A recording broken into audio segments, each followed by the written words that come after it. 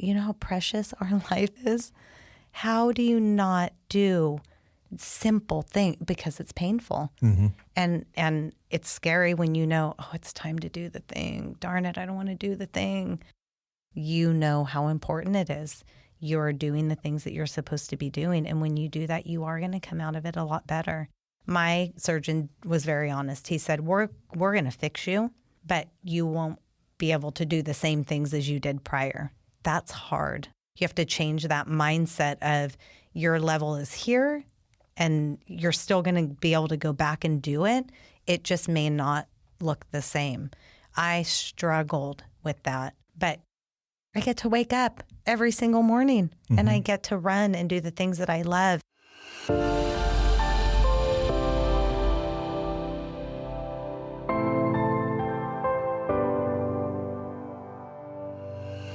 Welcome to Imperfect Heart, a place for you to join me, Jeff Holden, in conversations, discussions, and dialogue about our hearts and the impact myocardial bridges have on them.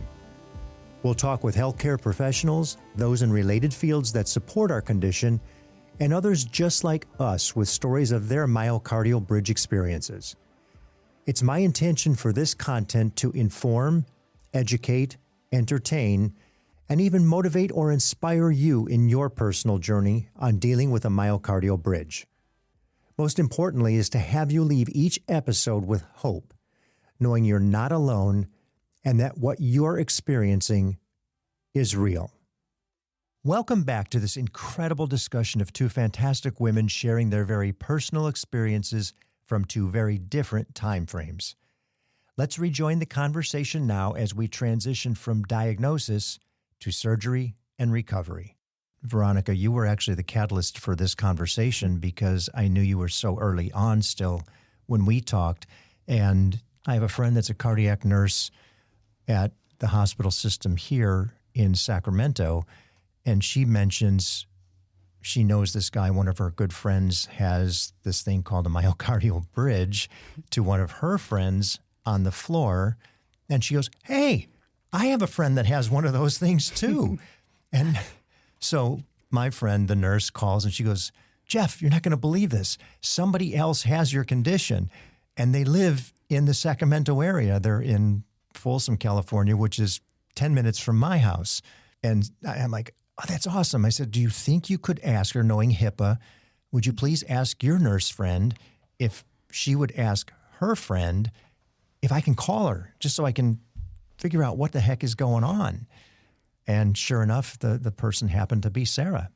Our first phone call, she spent, it was over an hour. It was a Sunday afternoon, and she talked with me for an hour about, oh, this is this, and this is this. And she's already a year out of it. I'm not in it yet.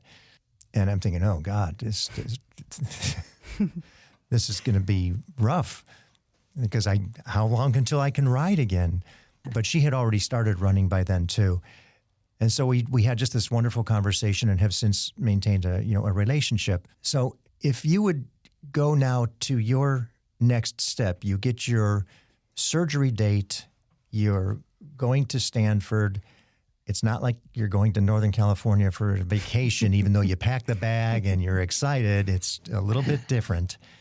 And now it's time. And this is just less than 7 weeks ago. Yes. What has been happening since? And maybe just walk us through post-surgery, ICU, et cetera, et cetera. Yeah. So when I packed my bags for those 3 weeks in California, it wasn't quite the spa vacation that I was right? envisioning. You're right.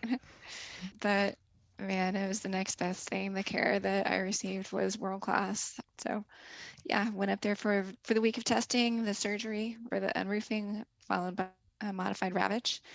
And, Jeff, I'm just still so thankful to you because, we hear what the surgery is like, or from what the recovery is like from a sternotomy, but I had no idea what to expect with modified ravage recovery.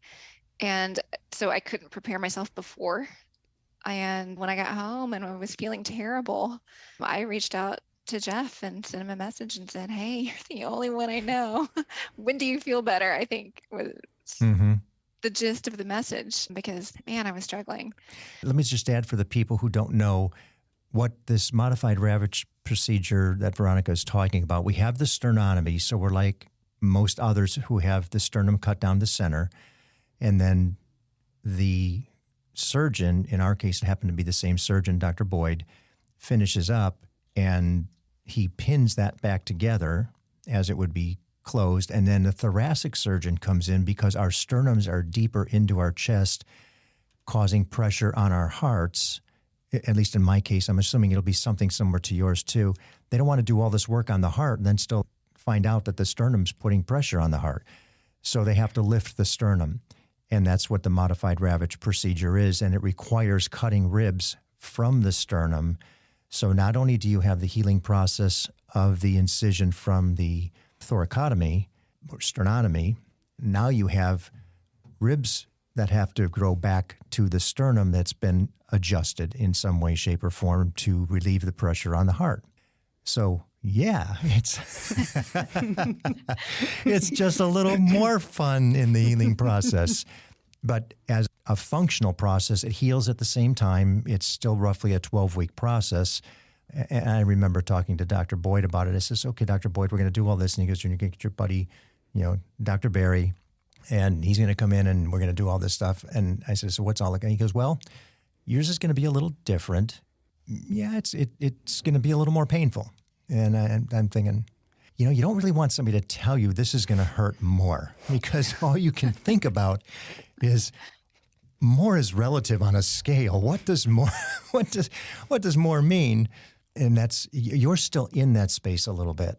And if you could share. So for those, very few of the people listening are going to have this extra process. The symptoms they'll experience will still be similar. Ours were just exaggerated.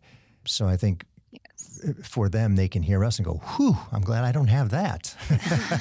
I'm saying that right now.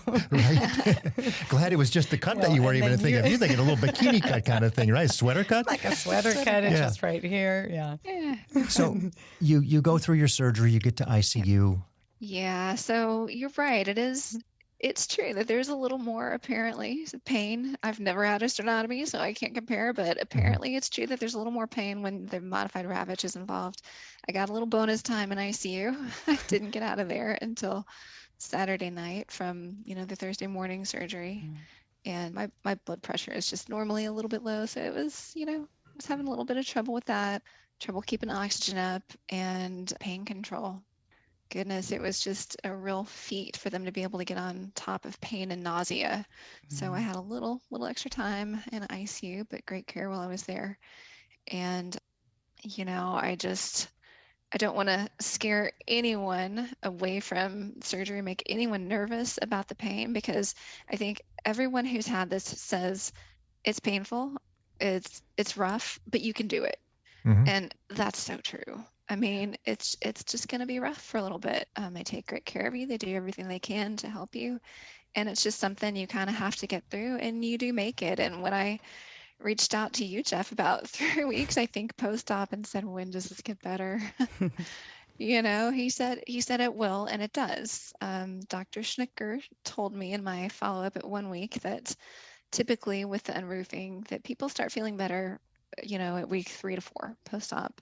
She said, you're going to feel bad for 6 weeks. And I said, okay. And that was kind of true. I was 6 weeks last Thursday, and yesterday was the first day I woke up and thought, I feel good. And today I feel like myself. And it's the first time since August of 2021 that I have felt like myself. So the pain is there, after surgery. It's tough. It's inconvenient. You're limited in your range of motion and just getting along. But I had a great support system. I had friends and family come in to Palo Alto. I had lots of support at home. So that was a great help. And, other than that, it's just kind of getting through. I know that I do want to mention, I think we hear a lot of people worry about ICU and worry about waking up from surgery intubated, and and they dread the fear, they dread waking up intubated. And I have to say, don't be scared. I was very prepared. I was somewhat like you, Sarah. I was never nervous about surgery. I was never scared. always ready, always excited. Yeah. When you know that there's a possibility that you could wake up intubated, it's just kind of like the pain. You say, okay, well, I know that it could be there, and you deal with it. And woke up intubated for a couple hours, and it's a little uncomfortable, but it's not the only thing you've got going on. And they keep you comfortable, and it's just not something to worry about. They extubate you, you're feeling great. Yeah. And I think it's to your point about the pain. I think we want to tell people what it feels like because I didn't have anybody. I don't know anybody. I didn't have a group. I didn't have a you or I had nobody. And I had not known anybody who's ever had open heart surgery. So I just went in thinking, Sarah, you have a really high pain tolerance. You will get through this. And denial again. I just shut it out and thought I'm going to deal with it because I don't know even what to expect.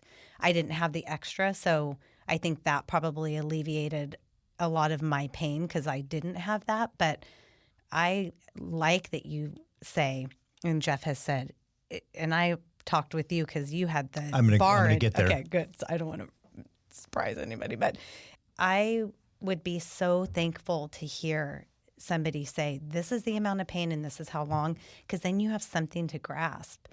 I just dealt with it. And I was really fortunate. I didn't have a lot of pain.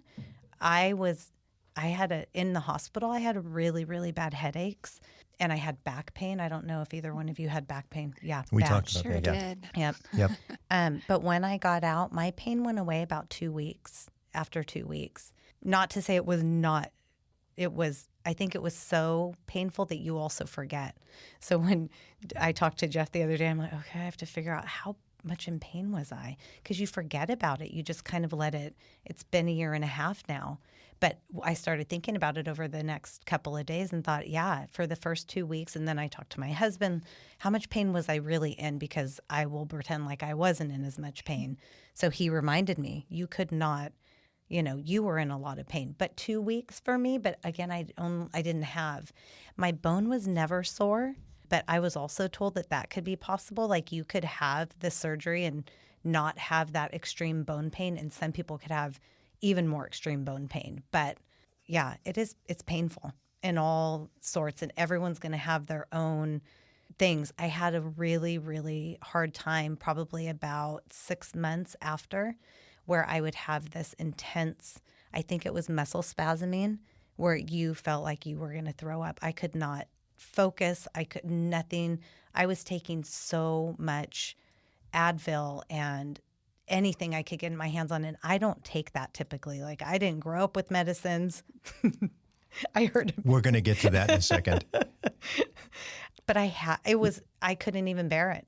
I absolutely could not bear the pain, but it went away. It was muscle spasms, but I don't think everyone even gets those though. But no, because I didn't experience those that way.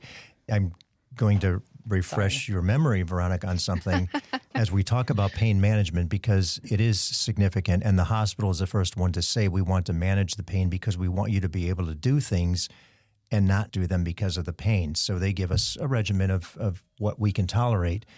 And I know the three of us here don't want to tolerate any meds. And for anybody who tolerates an opioid or whatever the drug they give you, well, take it because it is important. There's a reason for that. Veronica was talking to me when I called her and she said, well, I stopped everything because I thought I just didn't want to take the drugs and I didn't want to take the Tylenol.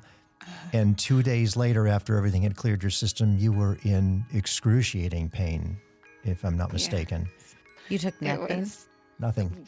I took some Tylenol. When they released, looking back on it, Jeff, it's just ridiculous. They couldn't manage my pain in the hospital, so I'm released, and I don't take the pain meds other than Tylenol, and then wonder why I can't walk more than 10 or 15 steps. I was in a lot of pain, and it doesn't just mean while you're here under our care in the hospital, take your pain meds. It means when you get out.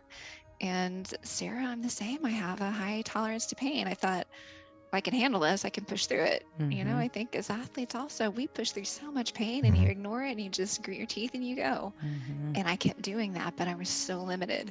And so what happens is, my lungs aren't healing as well as they should because my activity isn't where it should be. And I'm just in pain. And so my checkup with Dr. Boyd, when I'm telling him how far I can walk, they're like, oh no, you should be walking 5 or 10 minutes this week and 10 to 15 minutes next week. I'm like, no, we're talking steps, not minutes for me. Oh.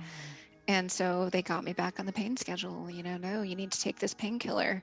And then 3 hours later, you need to take the ibuprofen and the Tylenol. And getting back on that schedule, I was able to function, which you need to do. It's so important. I think we think we're tough and we can handle pain, and, we can to a certain extent. But can we enough that our bodies are really allowed to heal? Yeah. If I'm gritting my teeth on the couch, gritting through the pain, but I'm not moving, my lungs aren't reinflating, then what am I really doing to help along my recovery? But that was a whole mindset that I had to realize I needed to adopt. And, I did that the hard way. So then I did have to get back on the pain meds a little while. And, they're not fun. I don't feel great on them. I feel a little woozy, a little nauseated, but, you need it. And you will eventually come off. It's okay to be on them, and it's okay to let your body heal, and you're going to come off. It's not forever. Do you think for the both of you, you were on heavier meds because of the extra? Well, everybody's pain is different. So the necessity for the medication really is going to be predicated on the intensity of the pain. So in my case, I was off the opioids in 2 days, but I couldn't eat enough Tylenol. Yeah. It was every 4 hours, and I don't recall the dosage. I don't even want to say the dosage because I don't want to infer that that's acceptable. But what I was on, it was as much as they said you can tolerate, and do it every 4 hours. Yeah. And I did that. And so initially it was a little rough, but the pain was manageable. And then it started to minimize and minimize and minimize. Opioids for me just screwed my entire system up. So I said, I'm going to do everything I can to not have to take that if I don't have to. So it was just a couple of days, but I mean, literally that Tylenol was another 6 weeks, 8 weeks. And then as you finally get to start cutting it back, which you do, Veronica, you're correct. You do. It's exciting. Hey, you wake up and you tell your wife, hey, I only had to take, X today. Yeah. And I can't wait until I'm only doing it twice a day. And pretty soon I won't be taking them all. Won't that be great? Yeah. And there was another thing that happens with the pain too that I think we forget. And I want to bring it up because I know I talked to you about it. We all experienced this crazy back pain. And I couldn't find a solution to it. And I think it was you that said, well, try a heating pad. Mm-hmm. I've never had a heating pad. I went and bought the heating pad right away. And I laid on it. And I think I shared with you, Veronica, I built this rig, on the couch that had variations of the day as the day would go on, where I would sit against the rig so that I could have the heating pad in the right spot and move it around. And then I would go to bed and it would hurt like heck. And I thought, well, why do I just need to take the heating pad to bed. That'll make all the difference in the world. And it did until I didn't need it any longer. So you do have to experiment around, and you have to move and find places you can sit and get comfortable to where you're upright, not laying down all the time, because that's not good either. Yeah. And I got approval really early on. I have a really good friend who owns a practice. She's a PT. And so it took them a couple of weeks to give me an okay, obviously, for obvious reasons. But I think it was 6 weeks after they allowed me to go see her. It was super gentle, very she knew how to work. She practices this type of PT. So that was a changer for me because it was, Well, when I woke up in ICU, I said to the nurse, he was the best guy ever. Oh my gosh. He was amazing. He was my angel. I was in so much pain. I had the worst headache. And I said to him, what is going on with my back and my shoulder? And he said, do you want me to show you what they did when you were in surgery? And I said, yeah. And he said, no, really, do you want to really see? So he showed me the way that they have to position you. And he said, this is exactly why you feel this way. So it was a good visual for me, because you think, oh, it's going to hurt here, not my whole else, body. Right.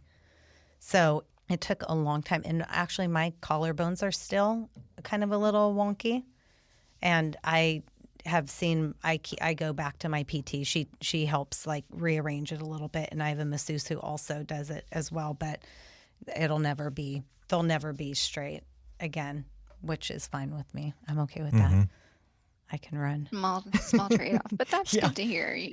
Just both those things. Still sore at the collarbone, and went today for the first time. Got a guy I go to for active release treatments, and Oh, yeah. he was Yep. able to work the intercostals back inside of those ribs and just really help gently loosen things up again, because even 6 weeks out, ribs are still out of whack, but that made a huge difference. Yeah.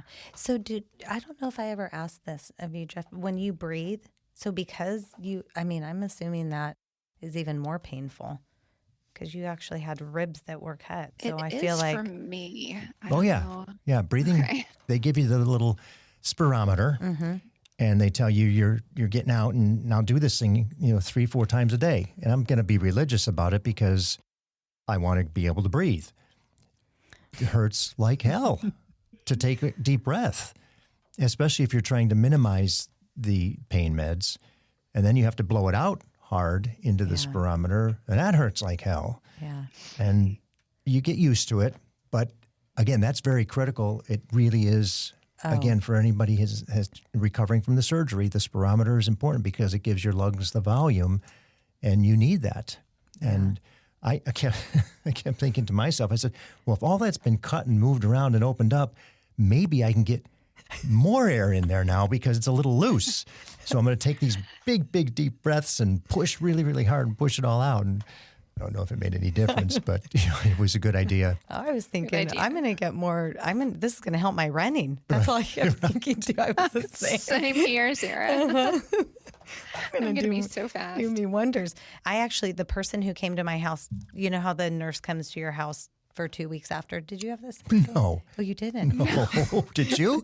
Did you? Veronica, I had no nurse come to my house. No. So it was supposed to be 4 weeks that they would come and check up on me once a week and check to make sure I'm doing my thing. I also was religious. I did it when I was supposed to. I did my walks 4 times a day. They told me I could go to here. I went to there and pushed it a teensy bit, enough to not be bad. But the nurse who came to the house said, this was very shocking. I just thought, you just got open heart surgery. I'm doing everything I'm supposed to be doing.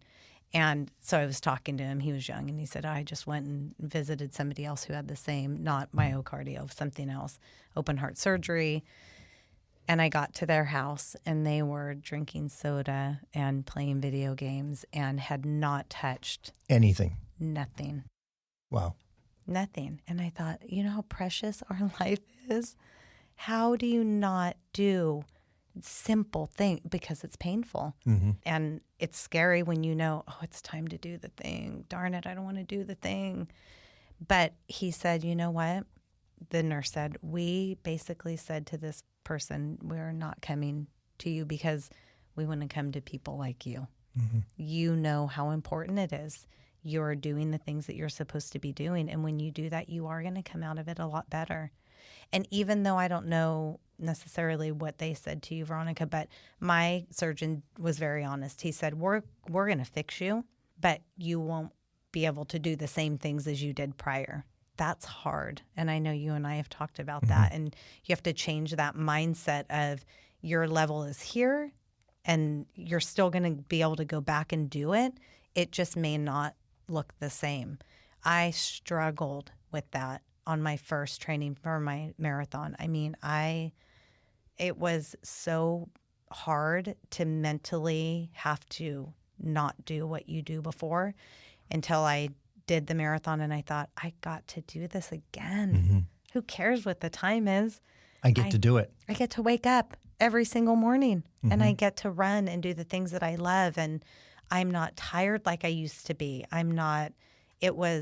That was huge for me to just have to step back and say, okay, this is my new me, and that's okay. And I know because you're an athlete, I don't know what yours said to you, but it was good that my surgeon said to me, we're going to make it a lot better. Just know that it may not be the same as when you were at your height. Dr. Boyd said, send me a picture of your next triathlon. He said that I would be able to get back to it, but he didn't really set any expectations for me. He didn't say, you're going to be able to do it, but watch out for this, or know that you'll be at, half your performance level or 75%.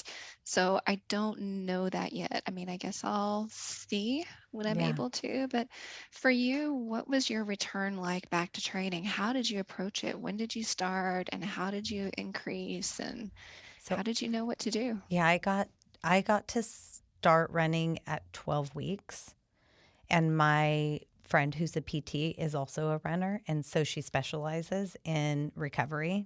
So I giggled for two reasons. I giggled when I saw it because I thought, oh my gosh, this is really? And then I giggled because I went, I don't even know if I could do it. It was like, it was, I think I did like a 3-minute walk, and then I could do 20 seconds run, 3 minutes, 20 seconds. And then it just built on itself. So it was a 12-week program. So it took me 12 weeks to get back to running 3 straight miles. And I had to keep my heart rate under a certain, so I would have to slow down to keep it under. But so 12 weeks was, then I started marathon training at that point.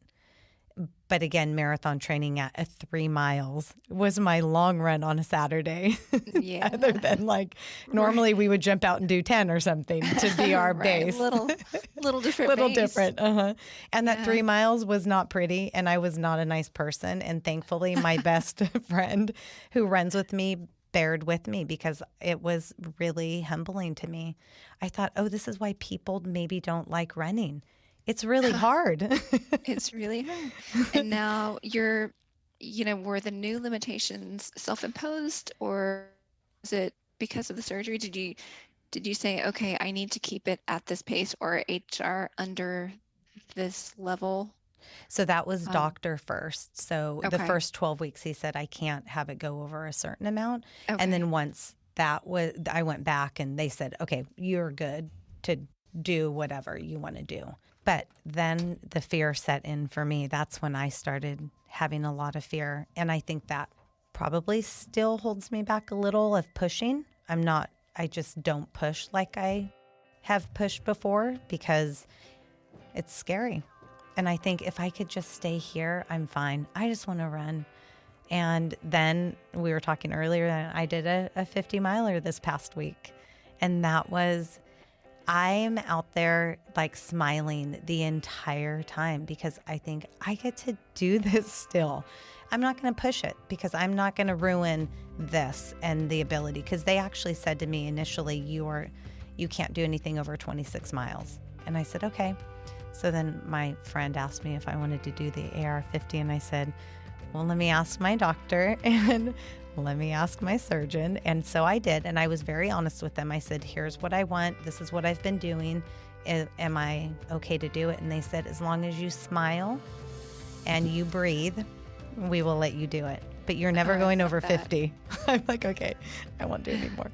So I think now I go into those events with a very different mindset of, I'm just so happy that I get to be here, that I'm not willing to push it and test the limits anymore, which I used to. And you have to set your ego aside and let people pass you that you could, in your mind, could have been there, could have been, my time wasn't exactly what I wanted, but it's because I didn't push myself, and I'm okay with that now. Prior, had I not pushed myself hard enough, I would have been upset at myself. So it's fun. It makes it a little bit more fun to just go out with no expectations, just finish. You just get to finish. And just enjoy it and taking the pressure off of yourself. Yeah. That's Yeah. great. And actually experience around you. I would never stop at an aid station ever. Never stopped at aid stations. I wouldn't have my phone out. I wouldn't look at people. I was just going forward. That's it. Now I'm like, oh my gosh, I saw a bald eagle. I really did on my run. Saw a that's bald eagle. amazing. I stopped. I took a picture of it. It was just a different lens of what I used to see. So I'm really, really, really happy about it. As her therapist, I will tell you she's come a long way. I have. So happy to I had hear some that. angry moments in my house. I will be honest. I screamed because I thought, this is what life is. This is what it's going to be right after, 4 weeks after maybe, where you still can't lift 5 pounds, I think. At that point you can. Mm-hmm. I had a couple moments. My husband had to calm me down and remind me that I just had surgery. But I'm like, but I can do it. And he said, but you can't right now. Right. You have to wait. So.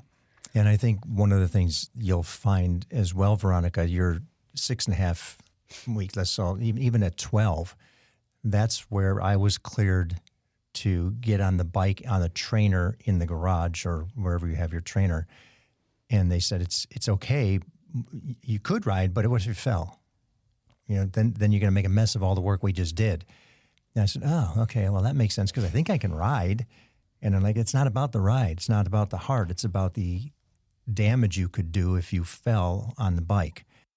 I'm a year, almost to the day last year at this time when I first got on the trainer in the garage. And they said, give us another month before you actually go out on the bike. And getting on the trainer, I was so excited. I actually had my wife video it, and I thanked everybody for the ability for me to even be able to get back on it. And I have my kit on for people who don't cycle. It's the men in nylon stuff that we wear. And I cried when I started pedaling, and I cried when I got off of it, thinking, I get to do this again. I get to do this again. And I know I can get off the trainer at some point, and everything worked. And I had no symptoms. The only thing that was really unusual is the discomfort came from the pressure on the healing bone, all the sternum area that has, had all the work. And part of my modified Ravitch included a bar that stayed in there for a year. So I would feel that discomfort of, you're holding the bars and you're close and you've got your body weight on it. So that was there. And that first ride, 4 weeks later on the street, talk about scared. Yeah. I mean, I'm going out on the bike and I'm clipping into pedals. And it's like, I can't get my leg down fast. What if I can't? What if I fall? And all of it worked out just fine. But that healing process of all of it, it does take time. And it just because the 12 weeks is where you can pick things up, it doesn't mean it's okay. It's not all done. It really takes at least a year for all of that to heal properly and do everything that it's supposed to do. And I was fortunate enough, I got back in the gym as well. I got back in the gym in June. So I waited 6 months and started with extremely, extremely light weights. Again, talk about humbling, where you know what you used to do, and here you are with these baby weights that it's like, really that's the best it's going to get. And it does improve. And I know we might be talking over a lot of people who don't exercise the way we do, but it's scalable. It's the same. For somebody who is more sedentary, it's just get up and walk around the block. That is a big deal for some people. Yeah. And all of our doctors have told us, and probably tell every other patient, that your well-being is all of your body and mind to a greater degree. We don't want to get into that. That's a whole other episode of mental health with this process. But you feel better by doing something, and you're not going to heal well if you don't. And you're at 6.5 weeks, and you look and sound remarkable. I don't know that I looked and felt like that at 6.5 weeks. You actually said something so important, though, Jeff, is the mental. I think that's a huge part. And like you said, maybe it is a whole nother episode. It's going to be another episode, yes. They also prepped me for that, because I think we think with our type of brains, it's not going to affect us. Right. And it does. And I think we're all really strong mentally. I mean, we do things, everyone is mentally strong, but I started meditating because I thought I'm not going to get hit with the depression. I don't want to. And I did research on it because, especially with the heart, there is a huge connection. It's very common. Yeah. And that I was more scared of that than I was of the pain, I think. So I started meditating, started journaling even prior to, because I wanted to make sure that that was not a part that I fell deep into. Because you could, like with you were in pain, you weren't moving, that sitting, and then you start going down this dark place, and it's hard to come back from that. So it's super important for people to make sure that they are aware when they start feeling that way. And another thing is, my doctor said a lot of times when people start getting that depression, like feeling that hopeless and felt lost, it's actually a physical issue usually that we don't know. So they said if you start feeling helpless or really depressed, you need to come back in because that could be potentially something going wrong with your surgery. So I thought, interesting. I wouldn't have thought of that. I would have just thought, I'm not moving. I don't get to do what I normally do. I have a strong personality. But it is really important that if you start feeling that hopeless feeling, that what is this life worth, and what is happening, to check in with your doctor quickly. I wouldn't have known that. Like you, Sarah, I had read about this impact. I began going to yoga, 5 to 7 days a week, I guess, at the beginning in January 2022, because I just couldn't work out. I couldn't do anything.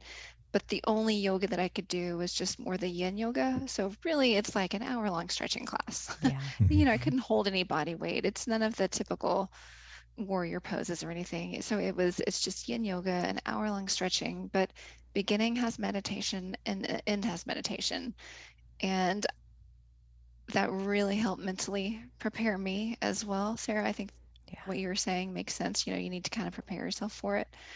And then reading about some of the mental and emotional aspects that you can encounter after surgery. I wanted to be prepared for that too. But where I found that it helped me was in leading up to surgery, some of the frustration that I had, especially coming from such an active lifestyle, just sitting on the couch. I spent as much time sitting on the couch pre-surgery as I did post-surgery, just because my activities were so limited, and just it really helped me get through that.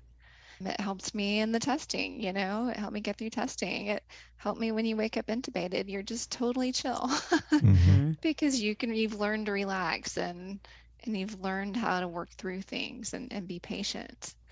So, but as far as any other pre or post counseling or discussions about, hey, this could pop up, no, I didn't really have any. So I'll be looking forward to your podcast that focuses on that. I think that's such an important aspect people need to think about.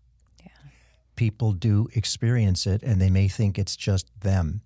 It's not just them. It's many. When so many things in your life change and you realize your mortality, that's a big deal. And you have a constant reminder because something hurts. You're there with that frustration or pain for quite some time that it wears on you after a while. Yeah. Meds aside, then you go out to do what you thought you used to be able to do, and you can't do any of it. Strike two. And then you go and you get to a little bit better, and you go to do where you think you could do that because that's what you used to do before. And you can't do that. And it just piles on.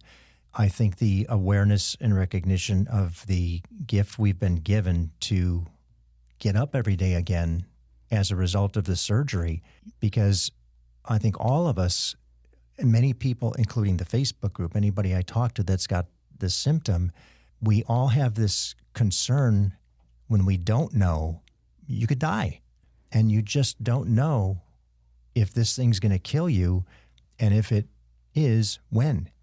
Now, and we never get to know our termination point, but at least now we know we've been given this gift for a reason, and what do we do with it, and how do we do things differently, and still enjoy the stuff that we did before, because that helps us be stronger. So you did your run. I have to share this because I want to share it because I want to give Veronica some encouragement here. I did my first organized ride on Saturday as well, and it was 65 miles in the Sierras, and it was spectacular. The whole time I'm thinking, okay, it's not a race. It's not competitive. Just watch your heart rate. Dr. Boyd, I paid attention. You just don't overdo it. And I had been training for it, so I felt really, really good. And it was everything I could do to intentionally moderate and not be stupid, even though I felt I could be stupid. Mm-hmm. Everything felt good. But what a gift that is. A year ago and pre-surgery? No way. Yeah. So just back to that recovery, I want to say process, but as you get to the point where you still recognize your pain, Veronica, because you're still in it. I'm a little further out, and you're a lot further out. The funny thing is you forget it. Mm-hmm. You forget the intensity and the duration and the frustration of the pain. And we get to the end, and I pulled over, and I just sat on the back of the car and cried. I couldn't have done this before. I'm so fortunate and so blessed that I get to do it. In the grand scheme, by all of us being here, we're benefiting somebody else who gets to see that this is a condition that is treatable and it does improve, and not necessarily the same for everybody, but it does. Yeah. Well, congratulations on that. I know. Great ride. What a milestone. I can imagine how that must have felt when you finished, just to be doing it. So happy for you. Yeah. You will get there. And certainly we're here to answer your questions as you start down that path in about 6 weeks. Oh, thank you. Yes, I wish we lived closer. We could run. I do too. I could send you my running plan that got back, because that would be great. Okay, I'll do that. Well, I really thank you guys for saying yes. It's kind of a unique situation, and the expectation I've got is for the people who do listen. You don't have to be an athlete. You don't have to be super competitive, super fit. All the things that we said apply to everybody who's gone through the surgery. It's just scaled differently for each individual. And choosing to do nothing is choosing to do nothing. And you will not recover well, and you will probably have continuous conditions if you don't do what the doctors have given you the gift to do. Yeah. And I just think that's significant. I remember when I asked Dr. Boyd, how many people didn't make it off the table after the surgery? And he looks at me and goes, none. Everybody made it off the table. He goes, not everybody made it long term, but some of that was by choice and some of it was by complications, other conditions. And he said, I don't have any expectation for anybody that does what they're supposed to do, that they shouldn't be able to live a healthy life as a result. So I hope we're providing some of that incentive for the other people too. And you have been amazing. And Veronica, especially telling your story so early in the recovery process. So a year from now, or after you've done that next try or you start your running, it'll be fun to hear how it's going, because I'm sure some of the people we speak with over the course of time, somebody's going to say, well, what about that person? Glad to share my journey for anyone who has questions further down the road. Me too. And I appreciate both of you sharing your journeys with me. It's helped me tremendously, and I just appreciate that. The Myocardial Bridge Facebook group is full of great responses for anybody who is listening to the podcast today that hasn't gone there. Go there, because there's a lot of information there and there's a lot of people sharing back and forth. Somebody will be similar to you. The fact that I found Veronica on there with this additional pectus excavatum thing is just beyond comprehension. And to find out we had both the same surgeons at the same hospital. And you're in Texas, we're here in California, and you think you're alone. And you're not. I was priding myself on being alone. I was thinking, I'm the only I'm one. sorry. You took You've that only away had that from trophy for a year. It's like the Strava legend. I Just was gonna say, taken. It's like, I just King going. of mountain, queen of mountain until That's someone right. else comes along. I thought I was one of one, and then you showed up, and the same doctors. Like, gosh, what the Your own heck? backyard. And then I figured, okay, well, there's only one guy, 66 years old. Who that's- had the bar? Yours was much more severe, so I'll let you have that. Mine was not nearly as From severe. what I hear, I wouldn't want the bar. That was. Oh, oof. boy. No. Well, again, thank you guys. This was just amazing. I thoroughly enjoyed it. I was anxious about putting everybody together, thinking, well, what if there's a bad vibe and they don't like each other? But who knows? I mean, My new best friend. We're sharing Introducing running. us. Yeah, I we know. share our trainings. We are. well, thank you. And I'm so glad that you felt well today. And Oh, yes. Well, thank you. keeping in mind it's not linear. You will have peaks and valleys, but it stays on a continuum upward until you get back. So, Veronica, thank you so much. It was nice Thank meeting you, you. Jeff, and thank you, Sarah. It was Yes, so and we'll nice to connect. meet you too. Absolutely. Thank you so much. I Okay. appreciate Thanks, it. Sarah. All right. Thank Thanks. you. Thank you for listening to Imperfect Heart. It's my hope that this information helped in some way to improve your situation or will help you better understand this condition. More importantly, that it gives you hope through stories that there is help and you most certainly are not alone. If you've been diagnosed with a myocardial bridge, please be sure to join the private Facebook group, Myocardial Bridge Support Group. For more information about our program or to reach me directly, visit the website, myimperfectheart.com. If you like what you heard today, please give a positive review, thumbs up, high five, or whatever your app likes. And be sure to share with everyone important to you so they understand what it is you're dealing with. Please subscribe as well. Welcome each day with gratitude and positivity.